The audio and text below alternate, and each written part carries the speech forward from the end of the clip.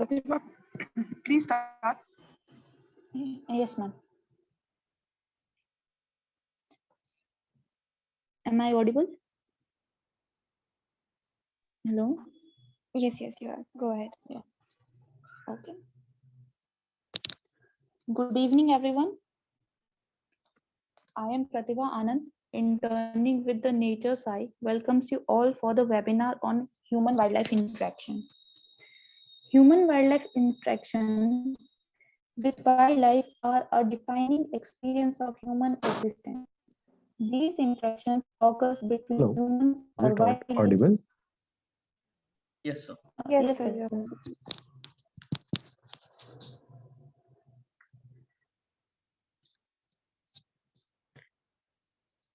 Yeah. So I will be continuing.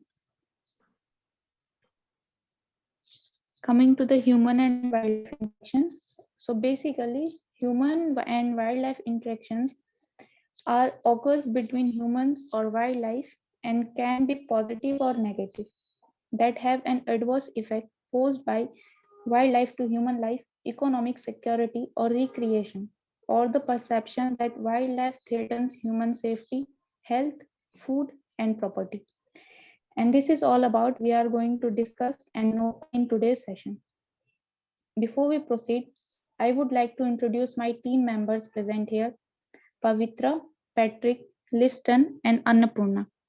Also, Aparna ma'am, who is our team leader. So about the Nature Sci, the Nature Sci is powered by Wildlife Arc, is a group of nature enthusiasts who wish to share their knowledge and experience with the world. They strive to bring informative and educational content from the tiny living world to the city dwellers. Their motto is to empower environmentalists by creating opportunities not only for budding environmentalists but also the people related to this field and also the ones who want to join in through their various offline and online programs. The Nature Sci works on bridging ecology and economy.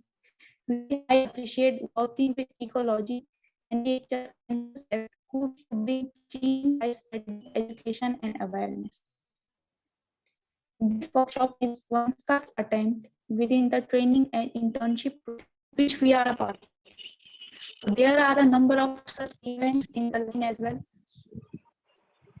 Now coming, we have among us Mr. D.P. Srivastav, who is the naturalist and researcher. Also, he is pursuing his PhD in the field of wildlife about tigers from the Wildlife Institute of India and is an expert in reading wildlife tracks, signs, and wildlife monitoring.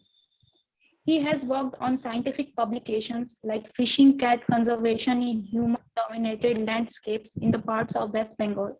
Socio-political factors amplify livestock's vulnerability to predation incidents and also publications based on human and wildlife interactions.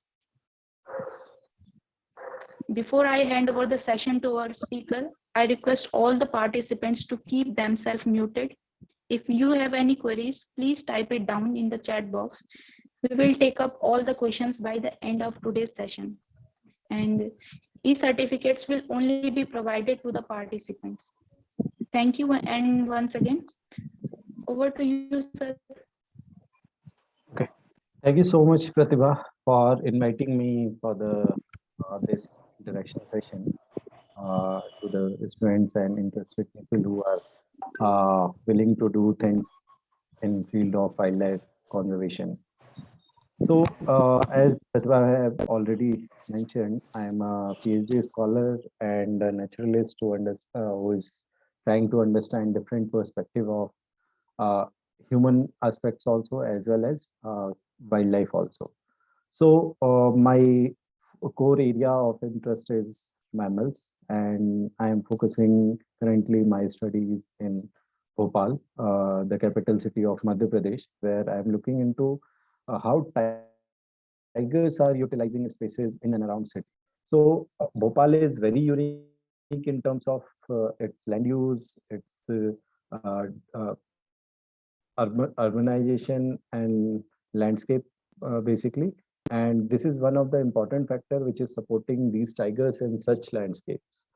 And like uh, I am just taking tiger as a one of the aspect or subject animal to introduce you how human and wildlife can coexist and can be like overlap in a single areas without and with conflicting situation both. So let me share my a small presentation and we can discuss it out different aspects of this presentation. Yeah. So I will be discussing human wildlife interactions as a like case study from Bhopal, where humans and tigers are living so close to each other, and they don't have any sort of negative interaction till now. It has been like years since these tigers are using these spaces and humans are also using the same spaces, but there is almost no conflict like situation in this landscape. So basically, uh, if you see the background of the presentation, I'm taking a urban landscape with a lot of green spaces around the city. You can easily see. The idea was to show you how humans and wildlife can coexist. Wildlife is a subjective term which is like depicting not only mammals, birds, and other faunal species, but also the green space which we have. So especially this image is very close to my heart and like it depicts my study area, that how even human society is there and green space is there without any sort of conflicting situation between them. So urban landscapes basically uh, till now majority of people in this webinar are graduate and they have must learn the definition of urbanization basically. Whenever there is a demand of public and there is a demand for space in urban areas or cities, we will have a shift of land use from rural or agrarian dominated landscapes to or for forest landscape to built up area landscapes basically. So those areas are basically urban areas, urban towns, cities, all these things comes under where your occupation will be non-agriculture, non-agriculture, and even land use is more than 70% of the area is dominated by built-up area.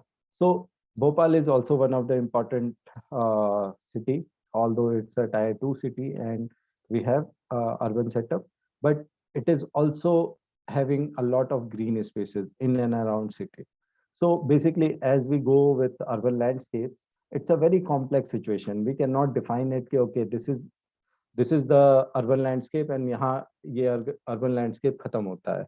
For example, अगर आप दिल्ली देखें, Delhi NCR, तो दिल्ली में कोई ऐसा वो नहीं है कि इस लाइन के बाद अर्बनाइजेशन खत्म हो जाते हैं एंड सडनली विलेज या एग्रीकल्चर एरियाज शुरू हो जाते हैं. There is a transition. So basically it's a very complex ecosystem.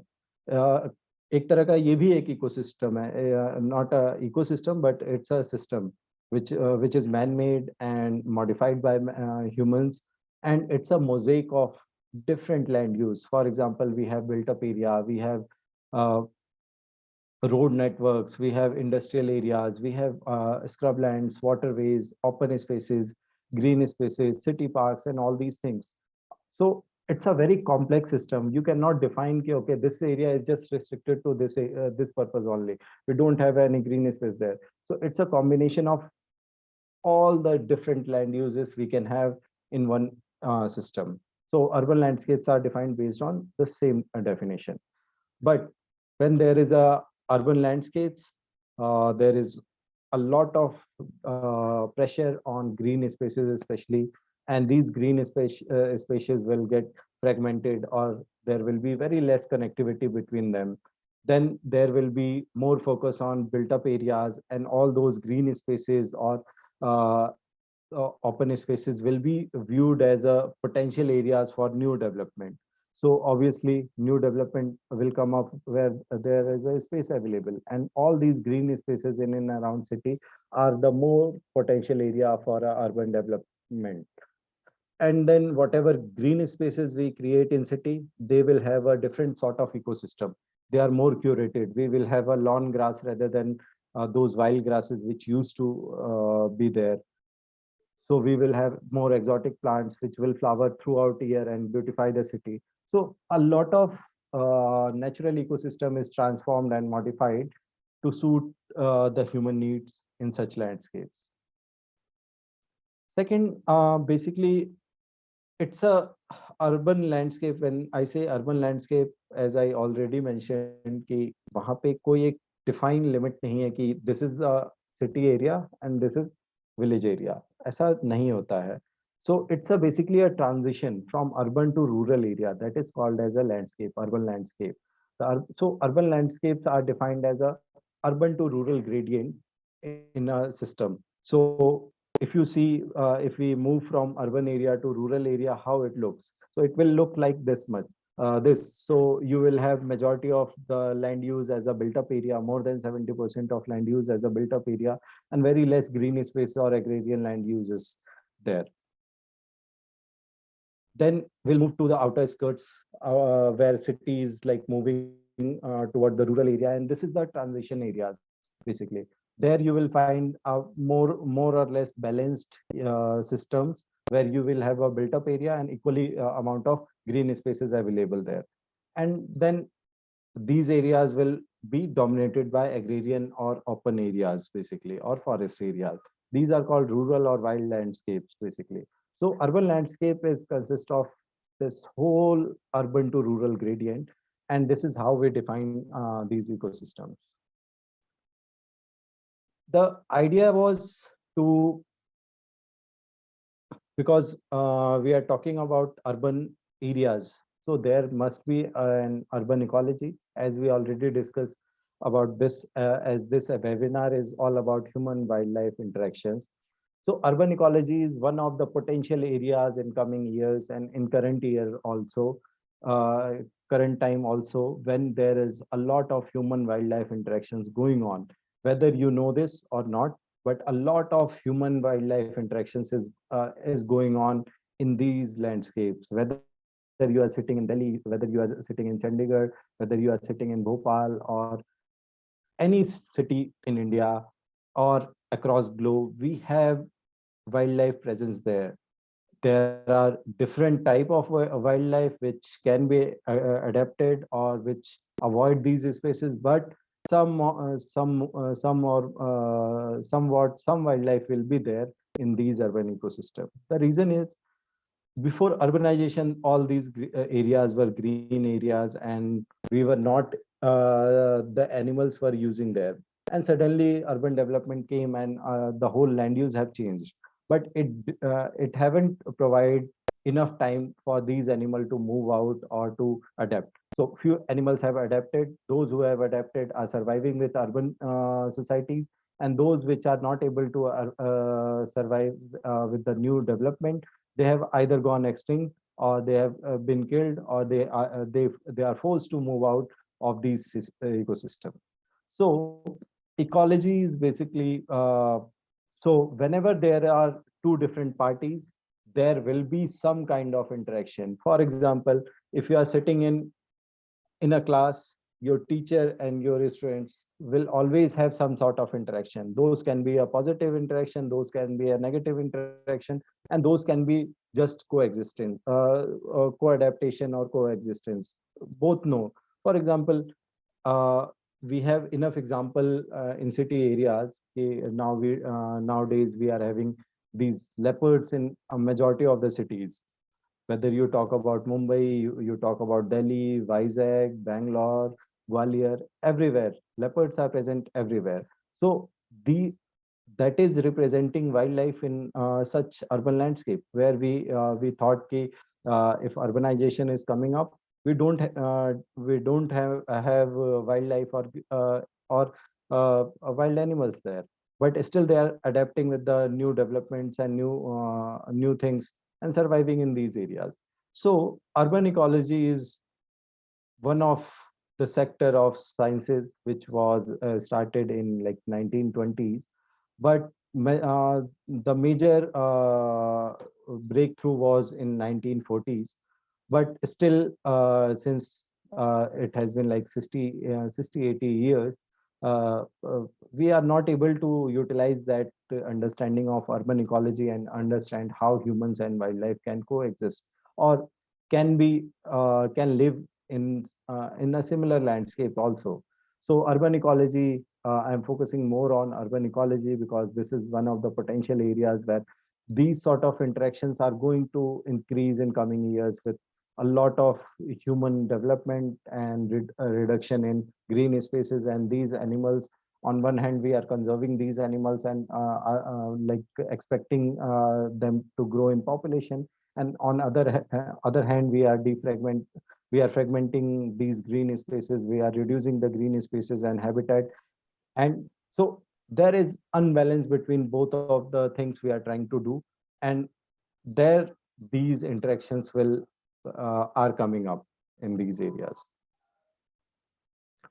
So basically, whatever we understood till now is whenever there is a urban development or urbanization, there is a degradation of habitat or defragmentation of habitat, and we're gonna lose majority of wildlife in those areas. But it is not always correct. Majority of the wildlife are adapting with human uses, and they are surviving by adapting to such situation.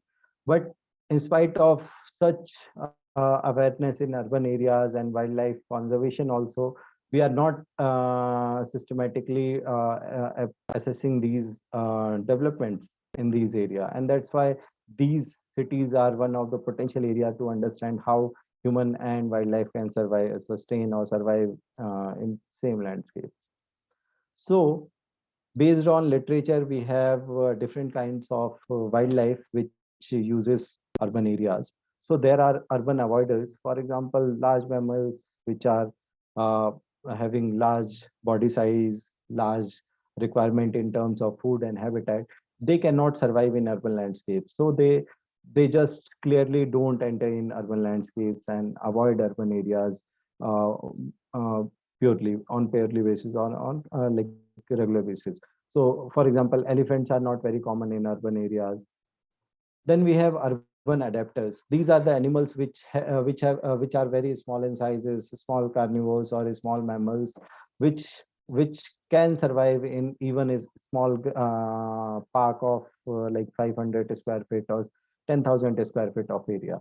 So these animals are well adapted with the urban use, and they tend to utilize the anthropogenic food sources. They tend to hide in the urban areas, also in buildings, also near garages or areas which are densely having vegetation. So, for example, porcupines, civets, these are urban adapters. And in some patches, we have leopards also as a urban adapter. They are permanently living in these areas.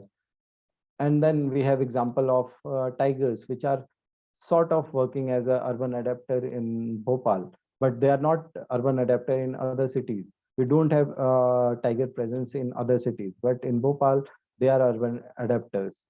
And then there are urban exploiters. So these are basically medium to large carnivores, which are utilizing urban landscapes for exploiting resources in terms of food and habitat. For example, leopards, hyenas, sloth bear in many European countries. So these animals are basically utilizing the food sources or habitat. They come for a time being, and then they go back to their respective habitats or natural habitats. So these are urban exploiters. But one thing is, you don't have to get into the animal names basically, because these situations differ with space and time. For example, tigers are just adapting in Bhopal. They are not adapting in other cities. So we cannot call them urban adapter in other areas, but we can call them urban adapter in Bhopal. So whenever there is a uh, wildlife in urban areas, there gonna be an interactions. And what is interactions? Interactions are basically any action reaction activity between two or more parties is basically interactions. And majority time people get it confused with human wildlife conflict and human wildlife interactions are same. No, it's not same. Conflict is something where you're gonna suppress one party for your requirement and other party will suffer. But in the having somewhat negative interaction there, more of negative interaction is termed as a conflict. But interactions are always there. Whenever there are two different parties, there will be interactions. For example, we have leopards. तो interaction है, चाहे आप उसको side कर लो तो वो आपका interaction है. But हाँ, if it's gonna attack on human beings, it's a negative interaction. But आपने sighting कर ली, उसने आपको देख लिया and both of you moved out of the situation. So that is nothing. It's a balance system. Ki you know कि there is a leopard, leopard know कि there is a human. And then there are positive interactions. For example, in many agrarian landscapes where for example, in Maharashtra itself, villages have asked forest department to remove leopards from their area. And these leopards were relocated to other areas. And then they realized ki, okay, these leopards were actually very important in their agrarian landscape because these were controlling wild boars and nilgais in agriculture fields. But once they are removed out, these animals are raiding crops on regular basis. So that's how you understand different interactions. It's not something you have watched a photograph and you can make a mind okay, there is an interaction or negative interaction, positive interaction or negative interaction. It's a total understanding about this subject from a very detailed perspective, from different perspective of stakeholders. So why these animals? For example, we are taking large carnivores, especially leopards and tigers in focus today. And why we have like leopards in Delhi, Mumbai, Vizag and everywhere. The reason being a lot of pressure is coming up on green spaces and we have like lost a lot of green spaces and areas which can support these animals. And on other hand, as part of Wildlife Conservation and Wildlife Protection Act, we have promoted the conservation of these animals and their population have grown up. So they are also looking for home and we are also looking for home. And that's where these interactions are coming up. So the story how I came to Bhopal is also, so basically I belong to Delhi and I was there when this leopard have came up in Yamuna Biodiversity Park near Wazirabad. And we monitor this leopard for almost a month and then we have to catch it and rehabilitate in one of the sanctuary in Tarai area. So basically, the reason from there I got more interested in why these animals are moving in urban setup. And this is one photograph from Mumbai where leopards are frequently seen in side city area. There is a small Sanjay Gandhi National Park where one of my friend Nikit is working on these leopards. So I got very much interested in why these animals are moving in urban landscapes when we thought these urban landscapes are anti-life and they cannot support wildlife. But these animals are tend to surviving in these areas. So one day I was moving through the newspaper and I got to know, okay, Bhopal is one of the city where we are having more and more tiger movement newses on regular basis.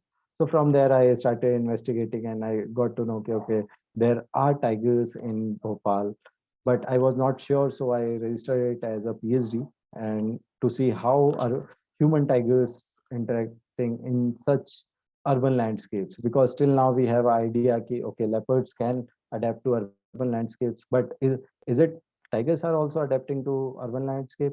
So we came up. So if you see Bhopal, I have mapped water and green spaces in Bhopal, and you can clearly see there is a lot of green and blue connectivity within city. to move from one space to another, one patch to another. And this is one of the important place where like these green spaces not only act as a habitat for wildlife, but also they are recreational spaces for people, socializing space for people, and a lot of goods and services we receive from these green and blue spaces. So I started understanding how these tigers are like in Bhopal. So if you see a lot of green spaces available from which is connecting directly to Ratapani Wildlife Sanctuary, which is home to almost 55 tigers in the area.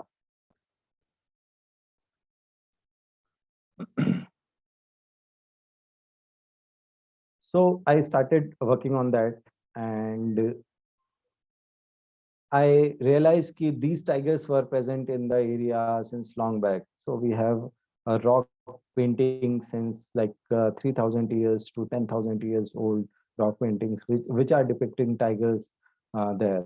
We have royal families in Bhopal who have hunted tigers, and there are uh, uh, these tiger skins available in their houses, which is showing that tigers were there even in late 19th century and 20th century also. Then I went through the land use land cover map of Bhopal, and I realized that, okay, a lot of things have changed. A lot of urbanization have came up in city, and the city is growing on regular basis, and there will be a pressure on green spaces, which are earlier part of the current Bhopal municipal limit. And from there these tigers are coming. Earlier also there were tigers, and now also we have tigers there. So we started monitoring these spaces, and we found that there is a whole ecology there. Like tigers we understand as a umbrella species. So we say कि if you are able to conserve tigers, you will be able to conserve the whole ecosystem and forest of that area. But what about tigers in urban landscapes? That shows that these green spaces, these blue spaces are actually fully functional ecosystems. And in spite of urbanization, these ecosystems are supporting different activities and services and habitation to wild animals. And we have whole dynamic tiger population in these area. We have dominant male, we have transient male, which are moving from one area to another, exploring new areas. We have breeding females, we have subadult tigers, and we have cubs. And when we camera trap these areas, we found out okay, these animals are well adapting with humans. So when humans are active, these wild animals are not active. So as sun goes down, sunset starts, you see large carnivores are moving across the landscape, and as soon like sun is rising up, they are settling down in spaces where they are not interacting with humans, and then human activity starts. So you see a lot of adaptation is there to reduce interactions. The less interaction we have, the less number of conflict we will have in such landscapes where human and animals are there. For example, this is one of the interaction where a cattle was killed or killed, and a lot of animals are feeding on them. And then there are carcasses which are dumped by villagers, and a lot of animals are supported through that. So that is there.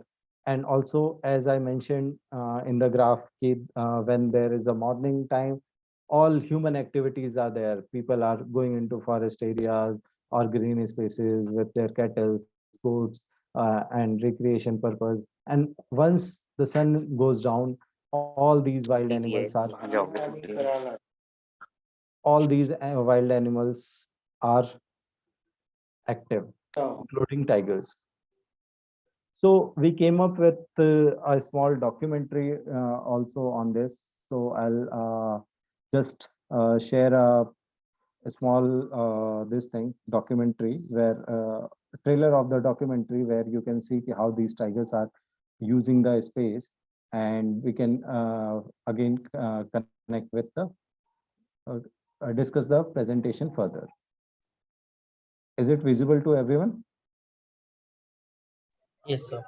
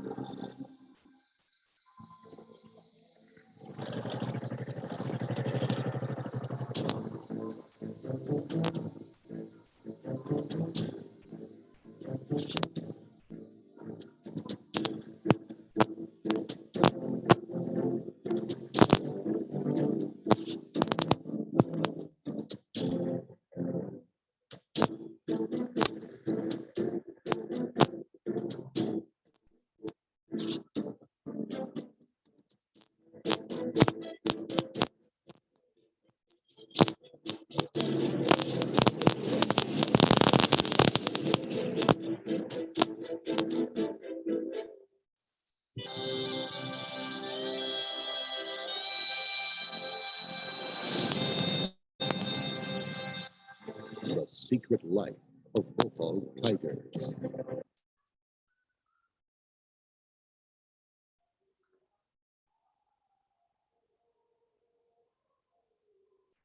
Yes. So you understand ki when there is a large carnivore, whatever it is, whether whatever animal it is, even nilgai is a problem in many areas in cities. For example, in Delhi, if you go to few of the city parks, for example, Sanjeevan and all those areas, you'll find ki even nilgais are in good number, and there is a no control on uh, uh, by any carnivore.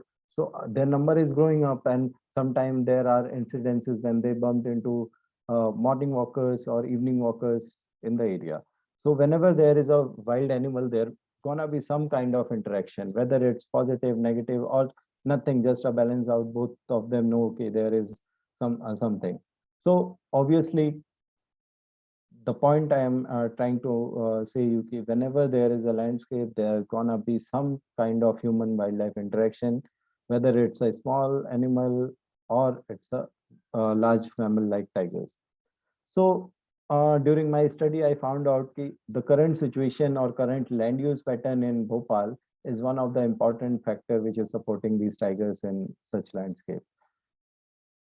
We have areas in city where we are like targeting these animals, and these animals are moving without creating any sort of negative interaction, and we are monitoring these locations based on their different marks, pug marks, their scent mark, and all those things. Sorry, we are identifying from where there are zones which can grow into negative interactions, but till now they are not negative, they are just balanced out. People also know that there are tigers, tigers also know that there are humans presence in these areas, and they are adapting with these situations.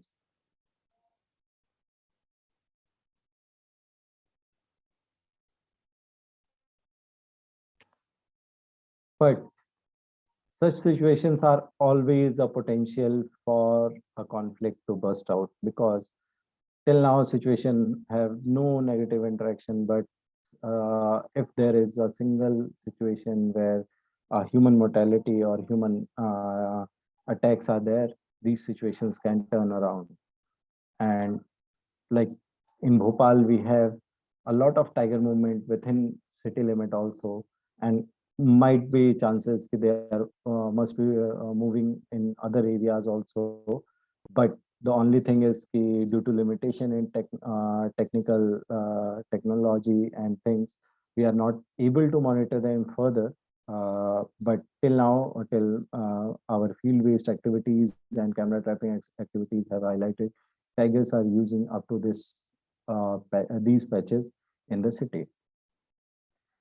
And if you go outside the city limit, so this is more as a core built up area, this is transition area, and then if you see the outer areas which are forest lands and rural areas, tigers are present all along the area. they are present everywhere around Bhopal city, and that is one reason why in spite of urban population or urbanization, these tigers are using these spaces. But the coming Bhopal development plan for 2030 and 30 is surely gonna change the situation, because a lot of these green spaces are being converted into residential complexes and areas, and that might create these interaction into a negative phase. Thank you. So this is all about how humans and tigers are interacting in urban landscape of Bhopal. Whosoever is having question, please feel free to ask.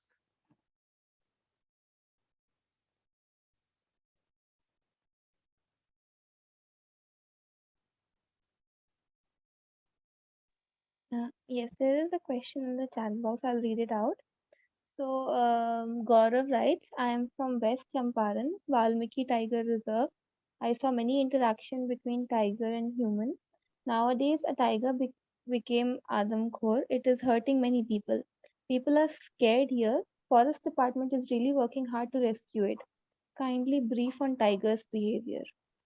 See what happens. For example, if you see Valmiki also, it's a very uh, important tiger reserve in that area, because it is not having much connectivity in that area. So whenever there is a tiger, it will try to look for food, it will try to look for habitat to live, and then it will try to look for mate.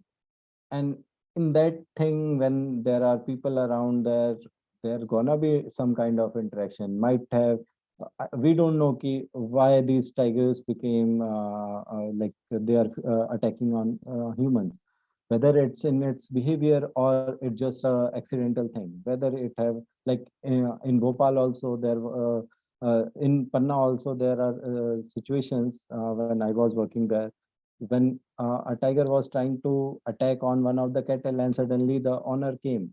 So for other people it might look that tiger have attacked on owner, on a human being, but it was not targeting human, it was targeting a cattle, and suddenly this human came up and the situation have gone up. So what I'm trying to answer your question is, basically tiger behaviors are like tigers.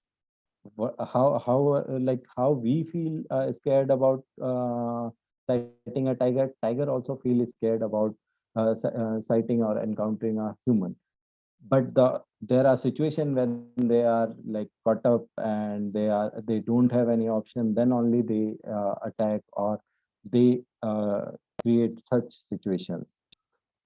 Forest department is obviously trying to help it out and try to rescue it, but rescue is not always an option. If people are not accepting the tiger in that area, you can't rescue it every time, because abhi aapne rescue karke usko nikal diya, but if there is a habitat, another tiger will come up, आप same situation में 2 साल बाद दोबारा आ जाओगे.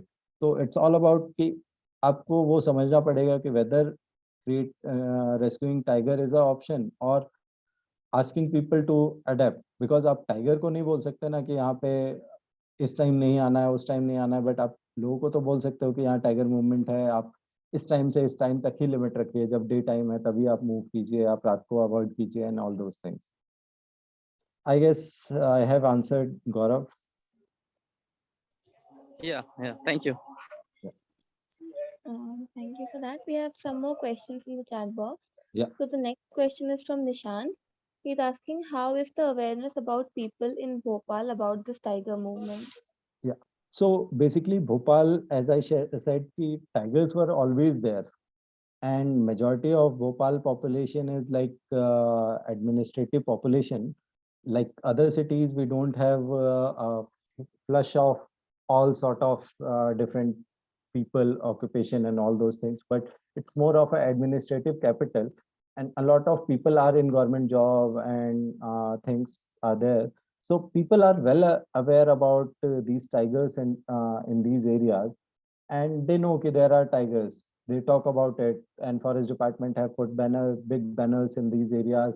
Okay, there are tigers, and on regular basis, forest department and people like us, there are different NGOs who are going in these areas and educating people about how these tigers are adapting in these areas and how you can reduce human tiger interaction in these areas. Yeah.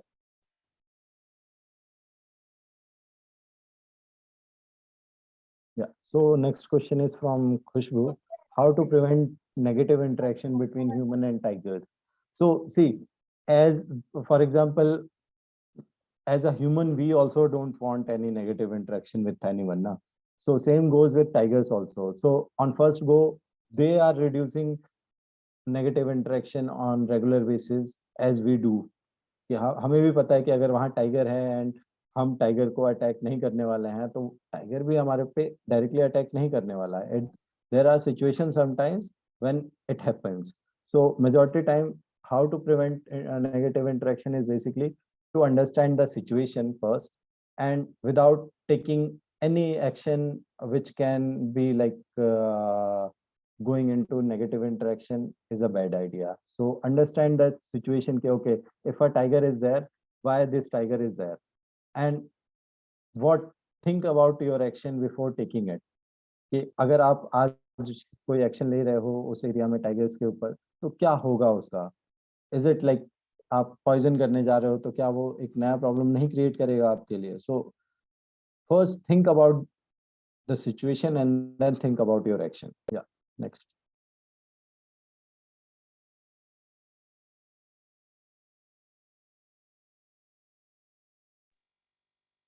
पहले उधर जा, पहले building.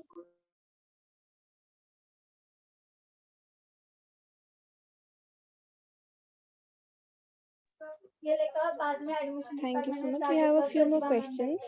Yeah. So next is from Pratyusha. At some point, will the peaceful coexistence between tigers and urban population cease? And if so, what could be the solution? See, there are n number of possibility of things or situation. For example, currently the situation is very happy. We are proudly saying that we have tigers in city and all those things. But yeah, obviously there will be one day when you will clear out these green spaces and you will build buildings and all those things. At at that point, tiger will come once in a while. It will try to understand the situation कि okay, this area is not have habitual, उसके लिए अब रहने लायक नहीं रहा है, तो it will move out. Then, or it will end up in conflicting situation with people, and वहां से उसको forest department remove कर देगा. So that can be one possibility. Second is if people can understand okay, why these tigers are using these spaces and how we can adapt with tiger use in these spaces. Obviously there are potential to create a model where urban ecosystems can act as a like wildlife conservation areas also, because till now we are seeing urban landscapes as an anti-life. But what if you could think of a urban landscape with a tiger in your backyard without having any conflict? For example, Mumbai, you see, Mumbai earlier, like there were negative interactions in Mumbai with leopards, with people. But since awareness and research activity have came up and things are changing, now people are proudly saying, okay, we have leopards in our backyard. People are informing my friend that they have sighted a leopard 2 days back in their backyard. And they are asking, can you put camera trap, and we want to see more close photos of these leopards. So obviously there are n number of situations. You cannot say what can be a solution. What people or local stakeholders want as a solution is very important. If Bhopal people don't want these tigers in their city, who am I? I am coming from Delhi and I cannot decide this will be the only solution for these landscapes. It's all about if people don't want, you cannot create something or force people to do. If people accept these tigers, for example, in current situation, people are proudly saying we are the only city in world where we have tigers. So people have to adapt what solution they want. It's not always a manager or a researcher will give a solution okay, this will be the solution for the situation, because these areas are not totally wildlands. These are shared landscape where people and wildlife are sharing spaces with each other. Yeah, next. Next question is from Prerna. So she's asking, is someone studying subspeciation of tigers on the basis of their diet and habitat they occupy? If yes, I would want to know also, is there a chance of tigers diversifying so much that we have subspecies of Bengal tigers in the future? And she also wishes you all the best with your research. See, there are n number of researchers and organizations which are working on different aspects of tiger conservation and wildlife conservation. So obviously, I don't have like a very good understanding whether someone is working on subspeciation of these tigers. Basically, these speciation comes up as a part of genetic modification or adaptation. But if you see Royal Bengal tiger, it's spread all along Indian continent. It is found at height of 5,000 feet to the even below sea level also in Sundarban deltas. So I don't think whether there is a sub-speciation. These are regional adaptations with the species, and these sub-speciations comes up with a very long period of time as part of their genetic adaptations.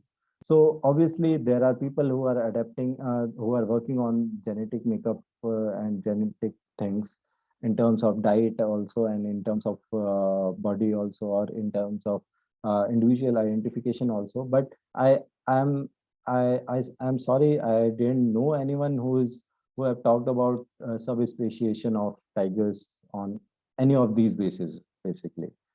And also, your second question was, if yes, I would like to know also there is a chance.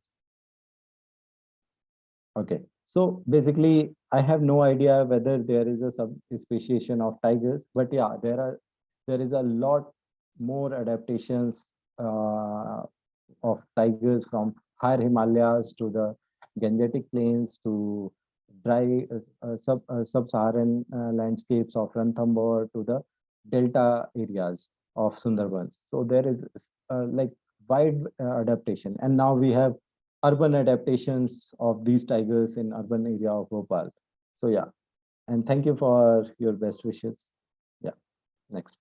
Okay, so next question is from Samar. He's asking, have there been any tiger attack reported in the city of Bhopal? Okay.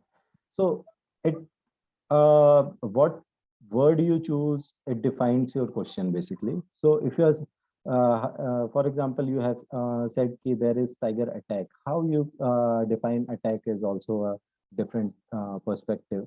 For example, if a tiger have caught someone but haven't killed, will you count it as an attack, or it's a incidental damage? What you see. So till now, tiger haven't killed anyone or intentionally have tried to attack on someone.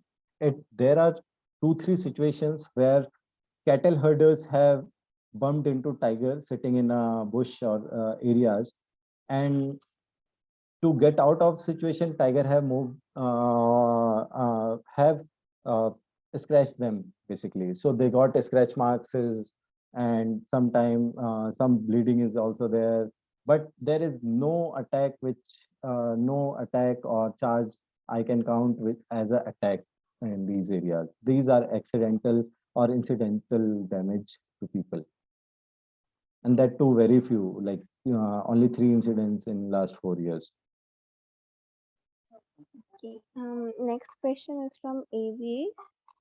And the question is prey for tiger reducing and that's why they're trying to feed on human, or any other reason for attack on human? See, humans were never in diet of any wild animal. If you see, there is no, never, they are never on diet list of tigers or any wild animal. So they are not even majority time feeding, because if you try to understand the diet of tigers, they feed approximately 15 to 20 kg of meat in one go. And then in each kill, they try to secure it for at least 3 feeds. So at least 3 to 5 days they are feeding on those kills. But if you see human attacks and tigers feeding on those, you see only they are just feeding on few parts and few things only, and in a very few amount. That is never for feeding attack. It was accidental, and they accidentally consume the human meat, or even intentionally also they consumed and they get man-eater. So that is there, but humans were never on these feeding list. Yeah, kettles are there, and we see nowadays that majority of our tiger population, at least 30 to 35% of our tiger population is in human dominated landscapes where wild prey is very limited, and these animals are feeding on kettles and domestic animals. Yeah, next. Next question is from Bharti. She's asking, hi, I'm Bharti from Uttar Pradesh. Can you please share some resources reliable to start with tiger and human conflict, especially if wanting to do some primitive research in the respective field? Okay. Thank you, Bharti.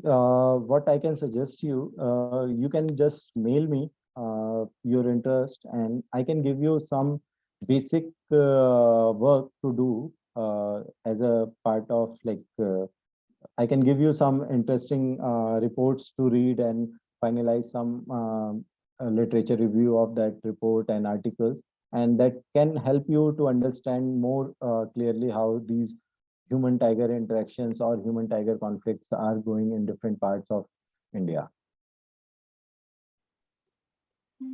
Next question is from Nishan. So the question is, are the tigers feeding on wild prey, or is there cases of them feeding domestic animals? So in Bhopal, what my baseline information or field information have suggested, these tigers are more relying on domestic prey because of less density of wild prey and a lot of human disturbance. A large number of domestic preys and gaushalas are there in and around Bhopal, and these are the animals which are supporting these tigers in such landscapes. Yes. Next message is from Gaurav. So he has 3 messages, which I'll read them together. So he's saying that our team performs Nukkad Natak to spread awareness about wildlife. I'm also a volunteer of Wildlife Crime Control Board and also spreading awareness to save wildlife. I'm also running an NGO to save snakes, spreading information about snake identification, what to do when a snake bites someone accidentally. See, snake. Whenever there is a snake bite, what I can suggest basically, because I have been also doing all these things earlier apart from Nukkad Natak.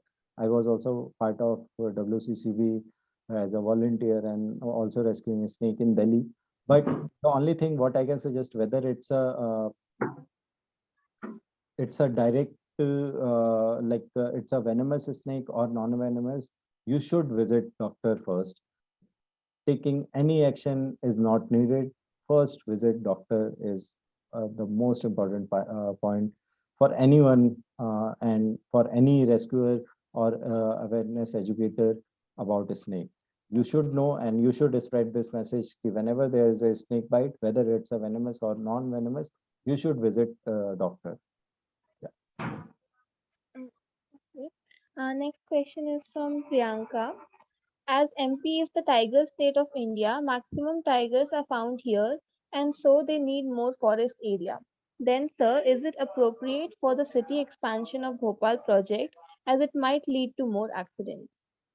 See, the thing is, we are dealing with two different things. For example, you are saying this because you are more interested in wildlife and you have a bent toward wildlife.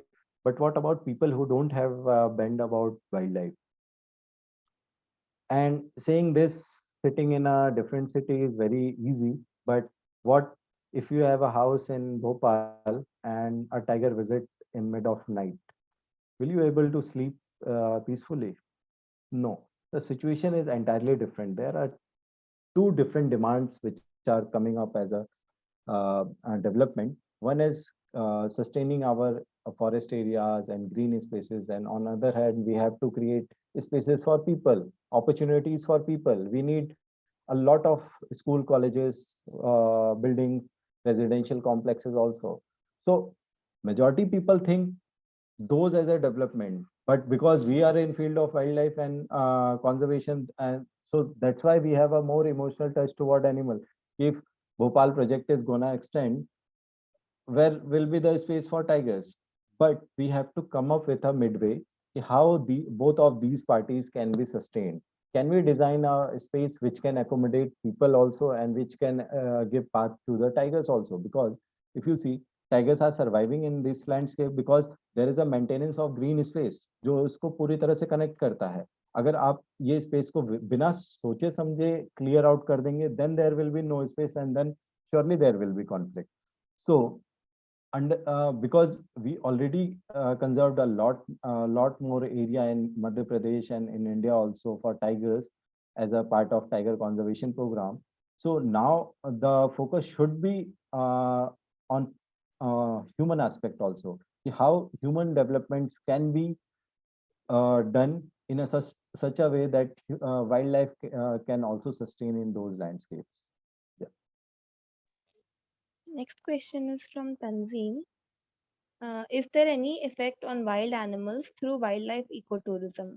And how to create strategy for wildlife conservation and to create socio-economic benefits for both wild animals and people living nearby? Yes, so ecotourism have always was developed to support these activities, basically the socio-economic growth of local peoples in such areas. So, but the only thing is on the name of ecotourism, majority of the work is going like unplanned way only. So the best ecotourism is in Periyar. You can search for their case studies. So they, whatever income they are generating, they are supporting local livelihoods. But obviously, there is always a potential in such wild animals. For example, it's very unique experience to see tigers in urban landscape. There is no place in world where you can see tigers in urban landscape. Today morning, we had a few of my wildlife friends who work in Kanha and Panna and all those areas, and they were very excited to see a tiger pugmark inside a city. So obviously that have got a different perspective to understand that even these things can be sold on ecotourism basis. And if local people are aware about how they can run ecotourism things, these ecotourism managers can brief them, aware them, and researchers like us, we can train these local peoples to start these ventures as ecotourism and as part of ecotourism. Obviously we can do all these things in these areas also. And nowadays I'm very sorry to that I forgot this. MP tourism department is providing a lot more financial and logistic support to anyone who is willing to open ecotourism centers in their houses.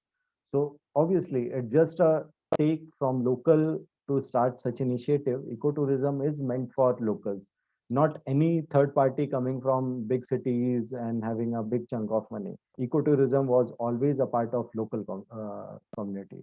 Yes. Next question is from Arun. So in India, we have nearly 3,000. The poaching and other things are happening around them, but at the same time, coexisting with the human is difficult or not. Even we have a lot of law to protect them, but still we are struggling to increase the number of it. About Bhopal, it is okay, but in other places, it is very hard to do it. What is your opinion about this issue? Is it a fault from our side or the tigers? See, whatever the thing is, I'm answering this as a like not as a researcher, but it's my personal opinion that we have sufficient number of tigers roaming in across forest areas, across multiple areas, multiple use areas, and human dominated landscapes in India. We have close to 3,000, and this year we are about to complete All India Tiger Estimation 6th cycle.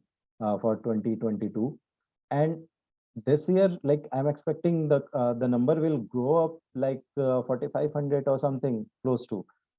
So where you gonna accommodate these tigers? There is no fault. Whatever population we lost earlier was lost. We cannot sustain them. But yeah, in current at that time when you are talking about 10,000 tigers living in India, at that time population was like less than 10% of what population we are having today. So there is no comparison what population of tiger or wildlife we used to have and what population of tigers we are currently having for this time and for this situation. These managing these tiger number is very important, because one tiger in conflict can actually ruin the whole conservation work for tigers. Because if one tiger is getting, for example, in Bhopal, we have tigers currently, and we are proudly saying this. And one day there is a human attack and some tiger get man-eater. No one will support tigers in urban landscapes. So that's what I'm saying. Currently, we have sufficient tiger population. Now the major concern is managing these population to coexist with people, and people accept these animals as their own rather than taking it for granted कि हाँ ठीक है wildlife है and वो सब चीजें.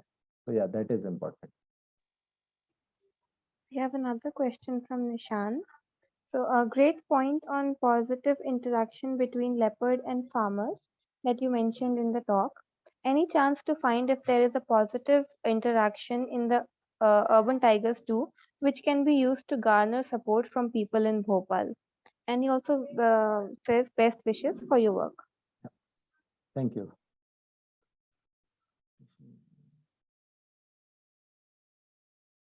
Yes, there are like positive interaction. If you see, there are a lot of patches of current green spaces in Bhopal, which are on revenue land, and people have land for farmhouse and all those things. And just because there are tigers, those lands are not being converted as a farmhouse and all those things, and they are supporting a good luxuriant forest there. A lot of greenery and goods and services it is providing to the city. So if tiger is not there, obviously those green spaces must have changed into some high rising building there. So obviously I see these ecosystem services as one of the potential thing to sell to Bhopal people and local people of Bhopal, that yes, these tigers are supporting you in form of providing good forest and green clean and clean air to the city. So that can be. Next question is from Ashish. Sorry, Khushbu. Sir, if you could also send me those research papers.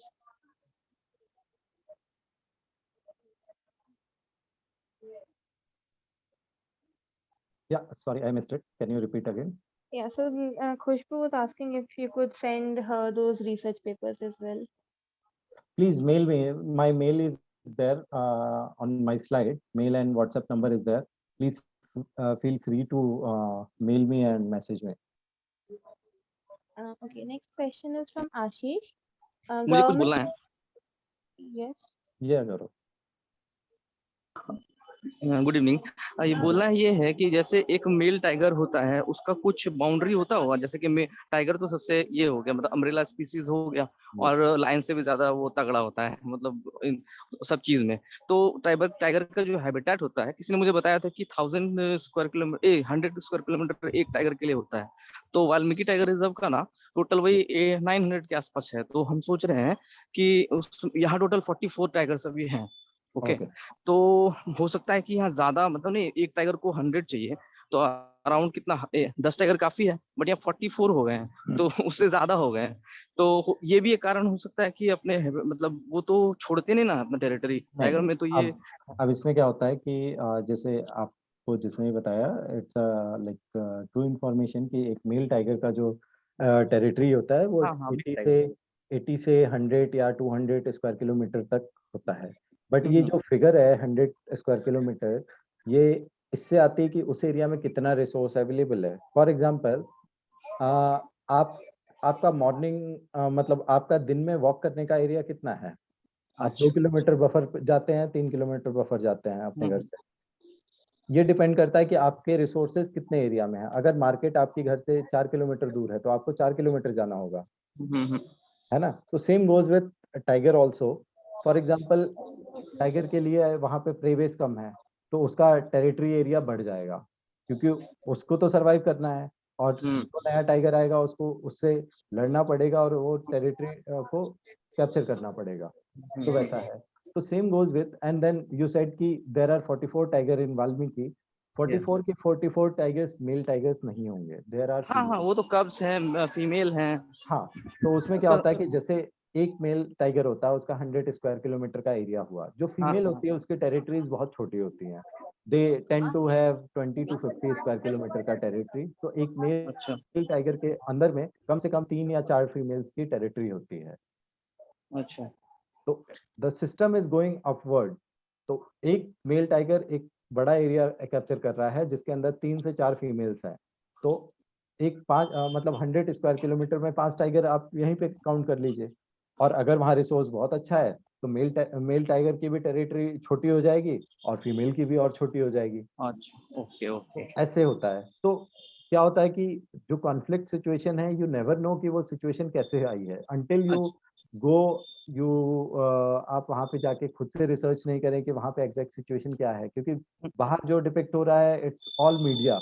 Media के पास भी अगर पूरी information नहीं है तो वो हाँ, भी वो बहुत मीडिया बहुत ये रोल प्ले करता है इसमें। ये बहुत इंपॉर्टेंट रोल प्ले होता है। रिसर्चर्स एंड मीडिया का बहुत ये रोल प्ले होता है, इंपॉर्टेंट रोल प्ले होता है कि आप इंफॉर्मेशन को कैसे देखते हैं। एज अ रिसर्चर आपको जाके देखना पड़ेगा कि वहाँ कॉन्फ्लिक्ट का रीजन क्या है, and as a media personal आपको वो देखना पड़ेगा, आपको भी रिसर्च करनी है कि वो जो सिचुएशन आई है और आप उसको कैसा डिपिक्ट कर रहे हैं, वो बड़ा इंपॉर्टेंट है।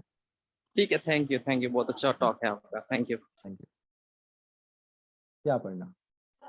Yes, next question is from Ashish. So government was saying save tigers, but now tigers population has increased, but forest area is reducing. So what steps are government taking to tackle this problem because people are still cutting forests? See, there are people who are also cutting forests. So there are people also who are supporting tiger conservation and forest conservation in one and different ways. There are people I know who are working as a in CSR funds supporting tigers and forests through CSR funds. There are people who are working in MNCs. They are volunteering with us. So a lot of different perspective are flowing. It's not about ki you always see a negative perspective. There are people who are with positive things also doing. There are organizations which are supporting these tigers and things. So in this way, both things are balancing out. So yeah, I agree that we are increasing tiger population and also reducing forest cover. But at the other end, for a department and government is also trying to make people understand that, okay, these tigers which are coming into your farmlands, your areas, are tigers which are providing services to you in direct or indirect form. If tiger is there, forest is good. Forest is good, तो obvious आपको जो goods and services मिलेंगे, वहाँ से air मिलेगा, वहाँ से water आएगा, वहाँ से रेन होगा, माइक्रो वेदर क्लाइमेटिक इफेक्ट होंगे, वो सब आप ही को मिलेगा। तो in this way government is also trying to make people understand aware कि हाउ दीज स्पीशीज और wild life is important for them.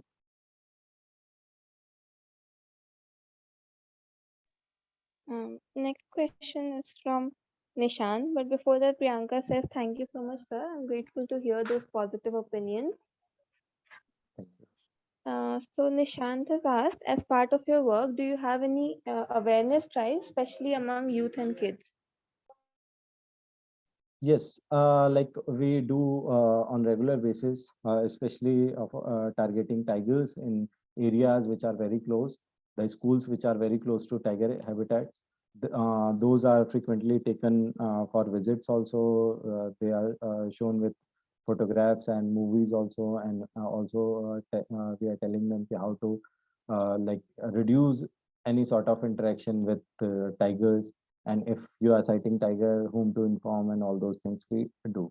And apart from there, we are also doing a lot of nature education and nature trails and bird watching camps and all those things.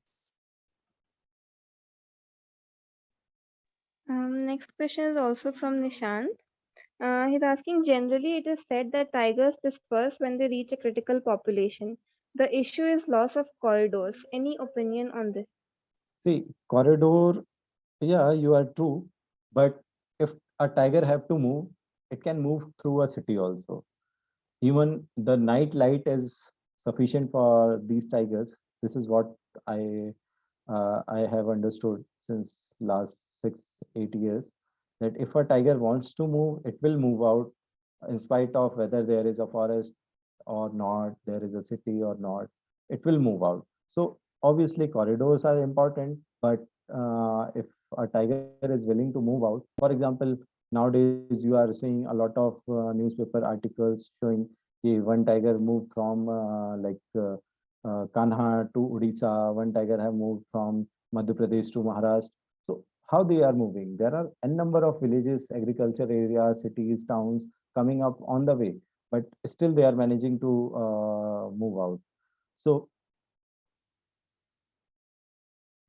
obviously they actually they disperse when they get these subadult condition, and then they have to define a territory, then only they disperse. And when there are young, they take risk. For example, we are young, we are 25 30, we are taking risk, we are trying to adapt with a lot of new things, we are trying to find a job, we are trying to settle us down. So same goes with tigers also. When they are young, subadult condition, they try to define a territory, and in search of those territory, they are moving from one areas to another. And in a majority of times they are successful in doing that, in spite of whether there is a forest cover or not, they are doing it. Yeah. I think that's all questions in the chat box. We also had a few questions in our registration form earlier, which I would like to bring up now. Yeah, So there was a surely. question, any suggestions on how we can reduce human wildlife conflicts near villages which are closer to national parks and tiger reserves? So basically, understanding these tigers is very important. For example, if these villages are uh, uh, near wildlife sanctuaries and tiger reserve or national parks, we have to understand that our kettles are the prime potential for these tigers as a food. So if you are sending your kettles there, obviously you have to be ready for any losses in occurred. Or if you are sharing your village boundary with any of these national park or tiger reserves where tigers and large carnivores are there, you're gonna have loss. And forest department compensated, but yes, there are, apart from financial compensation, there are much more things which people do. Sometimes they are more attached to a particular cow or cattle. Sometimes the losses are not sufficient. The financial losses are not sufficient. What forest department is compensating. So understanding and making people aware that okay, there is a tiger living along your village, and you have to understand that if you are utilizing different things in forest, there are costs to be given also. And that's how, like, there will be negative interaction, but people have to understand ki what negative interaction is there. And if people have acceptance of tigers, the situation will go very good, in a good line. There's one more question. Yes. So this is from Amit. Is human wildlife coexistence possible as of now, considering the pace of development activities, that too inside the wild habitats? So yes, it is possible.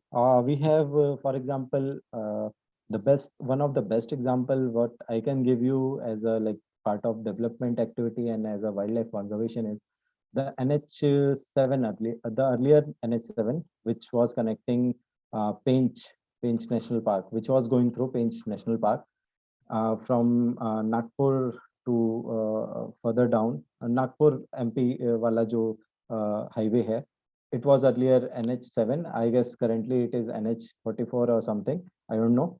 But that highway was extended to 8 or 6 lane, and they have utilized all those wildlife conservation plans, and they have created underpasses, over bridges for these animals to adapt, to utilize it, rather than going on road and getting killed, hit by any over speeding vehicle. And now, like, they are perfectly functioning, starting from a small hare and civets, mongoose to tigers. They are crossing these highways through these underpasses and over bridges. So yeah, that is one of the best example to showcase how human wildlife coexistence can be possible if you bring both aspect in a single thing, and you can bring all different stakeholders. It's not, if you are constructing a highway through a national park or things, it's not just a decision of highway authority, it's just decision of forest department also, researchers also, local villagers also. So you have to bring out all stakeholders together to understand the holistic situation, rather than taking a single decision on a single experience basis, because that highway development authority manager don't have any experience how wild animal moves. But yeah, our researchers or our wildlifers can tell you ki, okay, how these animals are moving in that landscape, and combining both of these knowledge can do magic in such areas and bring development also, and wildlife conservation also. Yes. Thank you so much, sir. That I think we have covered all the questions. Nishant says thanks for answering these questions. Best wishes again for your work. It was new information to me that Bhopal have tigers. And Khushbu also says thank you for this informative session. I think I've covered all the questions. Pratibha, can you take over from here? Yes, ma'am. So if anyone has any other questions, you can type or unmute yourself and ask sir about it.